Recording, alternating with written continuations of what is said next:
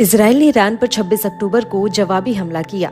Israel ने इस हमले में ईरान के 10 ठिकानों को निशाना बनाया। साथ ही इजराइल ने ईरान की एक बैलिस्टिक मिसाइल फैक्ट्री को भी टारगेट किया। ईरान ने इजराइल पर 1 अक्टूबर को 180 से ज्यादा बैलिस्टिक मिसाइलें दागी थी। इसी के बाद जवाबी हमला करते हुए इजराइल ने बैलिस्टिक मिसाइल की फैक्ट्री को ही निशाना बनाया। जिस फैक्ट्री को इजराइल ने निशाना बनाया, इसमें खैबर और कासिम मिसाइलों को पावर देने के लिए इस्तेमाल किए जाने वाले भारी ईंधन मिक्सर थे। यहीं पर सॉलिड फ्यूल को बैलिस्टिक मिसाइल तैयार करने के लिए मिक्स किया जाता था। विदेशी मीडिया की रिपोर्ट के मुताबिक इजराइल की एयर स्ट्राइक की वजह से ईरान की बैलिस्टिक मिसाइल की फैक्ट्री पूरी तरह से क्षतिग्रस्त हो गई है और ईरान को इस फैक्ट्री को दोबारा रिपेयर करने में पूरे 2 साल का समय लगेगा। हालांकि इस मीडिया में इस बात की जानकारी नहीं दी गई है कि ये फैक्ट्री कहां पर मौजूद है। इजराइल के इस अटैक के बाद ईरान की सेना ने कहा कि राजधानी तेहरान और बाकी प्रांतों पर इजरायली हमलों में सिर्फ रडार सिस्टम ही क्षतिग्रस्त हुए। ईरान के सशस्त्र बलों के जनरल स्टाफ ने एक बयान में कहा, देश के एयर डिफेंस सिस्टम ने समय पर इतना सही प्रदर्शन किया कि हमलों में सीमित ही नुकसान हुआ और सिर्फ रडार सिस्टम क्षतिग्रस्त हुए। ईरान ने 1 अक्टूबर को इजराइल पर मिसाइल से हमला किया था। इसी के बाद से इजराइल अलर्ट मोड पर आ गया था। इजराइल के प्रधानमंत्री नेतन्याहू ने इस बात का ऐलान उसी दिन कर दिया था कि ईरान ने अटैक करके बड़ी भूल की है और उसको इसका अंजाम भुगतना पड़ेगा। इसी के बाद इजराइल ने पूरे 25 दिन के बाद ईरान पर जवाबी हमला किया। साथ ही ईरान ने जब इजराइल पर हमला किया था तो नेतन्याहू ने इस बात का दावा किया था कि देश को ज्यादा नुकसान नहीं हुआ और एडवांस एयर डिफेंस सिस्टम ने हवा में ही मिसाइलों को ढेर कर दिया।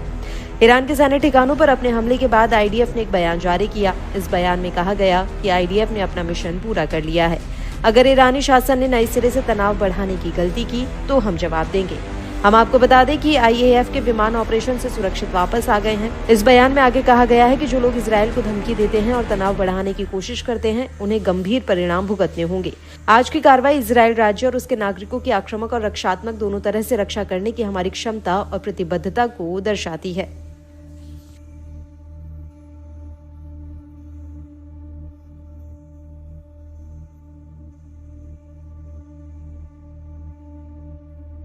Fears of an escalation between the heavily armed foes have soared since October 1st, when Iran launched around 200 ballistic missiles at Israel, killing 1 person in the Israeli-occupied West Bank in response to earlier Israeli moves. Deakin Institute said it wasn't in Iranian leaders' interest to escalate further.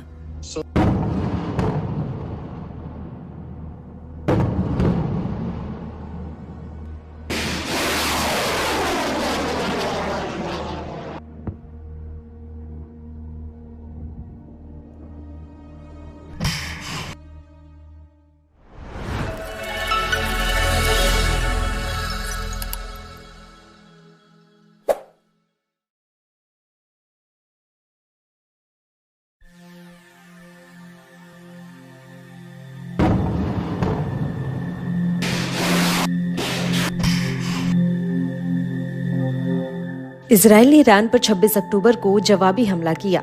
Israel ने इस हमले में Iran के 10 ठिकानों को निशाना बनाया। साथ ही इजराइल ने ईरान की एक बैलिस्टिक मिसाइल फैक्ट्री को भी टारगेट किया।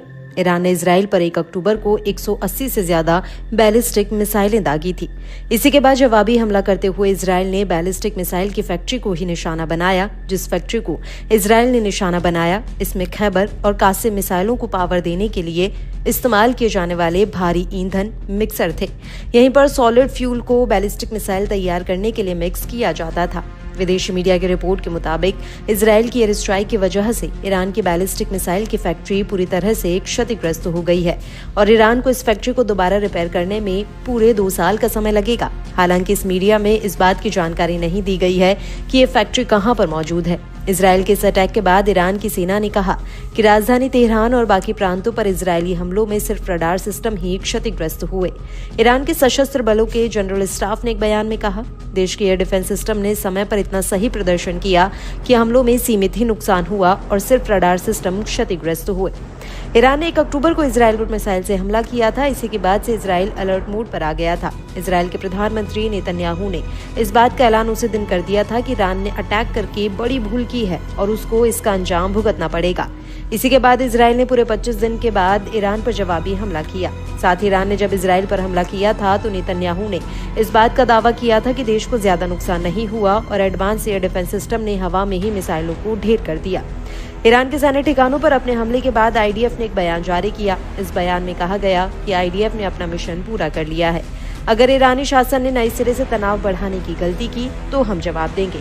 हम आपको बता दें कि आईएएफ के विमान ऑपरेशन से सुरक्षित वापस आ गए हैं। इस बयान में आगे कहा गया है कि जो लोग इजरायल को धमकी देते हैं और तनाव बढ़ाने की कोशिश करते हैं, उन्हें गंभीर परिणाम भुगतने होंगे।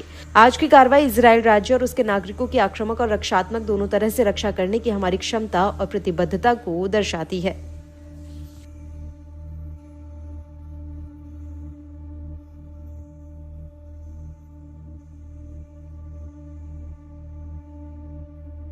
Fears of an escalation between the heavily armed foes have soared since October 1st, when Iran launched around 200 ballistic missiles at Israel, killing one person in the Israeli-occupied West Bank in response to earlier Israeli moves. Deakin Institute said it wasn't in Iranian leaders' interest to escalate further.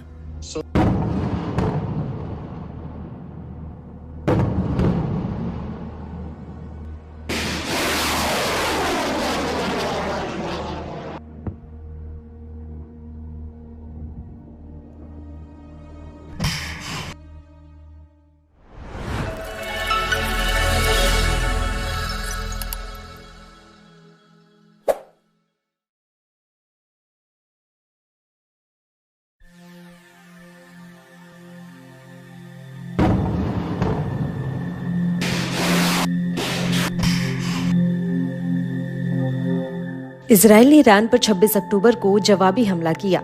Israel ने इस हमले में Iran के 10 ठिकानों को निशाना बनाया। साथ ही इजरायल ने ईरान की एक बैलिस्टिक मिसाइल फैक्ट्री को भी टारगेट किया। ईरान ने इजरायल पर 1 अक्टूबर को 180 से ज्यादा बैलिस्टिक मिसाइलें दागी थी। इसी के बाद जवाबी हमला करते हुए इजरायल ने बैलिस्टिक मिसाइल की फैक्ट्री को ही निशाना बनाया। जिस फैक्ट्री को इजरायल ने निशाना बनाया, इसमें खैबर और कासिम मिसाइलों को पावर देने के लिए इस्तेमाल किए जाने वाले भारी ईंधन मिक्सर थे। यहीं पर सॉलिड फ्यूल को बैलिस्टिक मिसाइल तैयार करने के लिए मिक्स किया जाता था। विदेशी मीडिया की रिपोर्ट के मुताबिक इजरायल की एयर स्ट्राइक की वजह से ईरान की बैलिस्टिक मिसाइल की फैक्ट्री पूरी तरह से क्षतिग्रस्त हो गई है और ईरान को इस फैक्ट्री को दोबारा रिपेयर करने में पूरे 2 साल का समय लगेगा। हालांकि इस मीडिया में इस बात की जानकारी नहीं दी गई है कि ये फैक्ट्री कहां पर मौजूद है। इजरायल के इस अटैक के बाद ईरान की सेना ने कहा कि राजधानी तेहरान और बाकी प्रांतों पर इजरायली हमलों में सिर्फ रडार सिस्टम ही क्षतिग्रस्त हुए। ईरान के सशस्त्र बलों के जनरल स्टाफ ने एक बयान में कहा, देश के एयर डिफेंस सिस्टम ने समय पर इतना सही प्रदर्शन किया कि हमलों में सीमित ही नुकसान हुआ और सिर्फ रडार सिस्टम क्षतिग्रस्त हुए। ईरान ने 1 अक्टूबर को इजरायल पर मिसाइल से हमला किया था। इसी के बाद से इजरायल अलर्ट मोड पर आ गया था। इजरायल के प्रधानमंत्री नेतन्याहू ने इस बात का ऐलान उसी दिन कर दिया था कि ईरान ने अटैक करके बड़ी भूल की है और उसको इसका अंजाम भुगतना पड़ेगा। इसी के बाद इजरायल ने पूरे 25 दिन के बाद ईरान पर जवाबी हमला किया। साथ ही ईरान ने जब इजरायल पर हमला किया था तो नेतन्याहू ने इस बात का दावा किया था कि देश को ज्यादा नुकसान नहीं हुआ और एडवांस एयर डिफेंस सिस्टम ने हवा में ही मिसाइलों को ढेर कर दिया। ईरान के सैन्य ठिकानों पर अपने हमले के बाद आईडीएफ ने एक बयान जारी किया। इस बयान में कहा गया कि आईडीएफ ने अपना मिशन पूरा कर लिया है। अगर ईरानी शासन ने नए सिरे से तनाव बढ़ाने की गलती की तो हम जवाब देंगे। हम आपको बता दें कि आईएएफ के विमान ऑपरेशन से सुरक्षित वापस आ गए हैं। इस बयान में आगे कहा गया है कि जो लोग इजरायल को धमकी देते हैं और तनाव बढ़ाने की कोशिश करते हैं, उन्हें गंभीर परिणाम भुगतने होंगे। आज की कार्रवाई इजरायल राज्य और उसके नागरिकों की आक्रामक और रक्षात्मक दोनों तरह से रक्षा करने की हमारी क्षमता और प्रतिबद्धता को दर्शाती है।